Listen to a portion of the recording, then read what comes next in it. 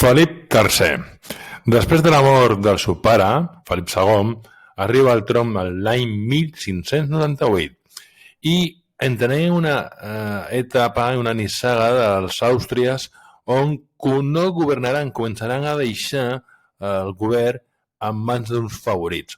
Un favorit d'una persona de confiança plena del monarca, que era en realitat qui governava. I en el cas de Felip III, aquest favorit serà el duc de Lerma. I el duc de Lerma portarà a terme bàsicament una política exterior pacifista. Els anteriors monarques, Carles V i Felip II, van entrar en nombrosos conflictes. Aquests conflictes estaven ofegant la hisenda, l'economia de Castella. Per tant, un objectiu era concloure, tancar totes aquestes guerres que havia engegat Felip II i pretenia solucionar els problemes, i així d'aquesta manera pretenia solucionar els problemes econòmics. El 1604 va firmar la pau a Anglaterra i el 1609 la treva dels 12 anys en les Províncies Unides.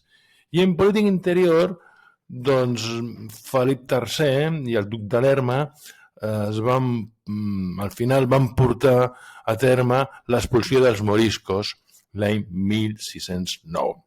Els van expulsar per diversos factors, pressionats perquè pensaven que podia ser una tercera columna, que podien facilitar una incursió musulmana a les costes de la península, també portats perquè aquests musulmans n'hi havia una certa marginació, però aquests moriscos la realitat és que aquests moriscos eren la mà d'obra del camp i de cop van expulsar gairebé 300.000 persones, van haver d'abandonar la seva casa i els van fer fora d'Espanya. Imagineu-vos que això és gairebé, en el seu moment va ser un 3% de la població.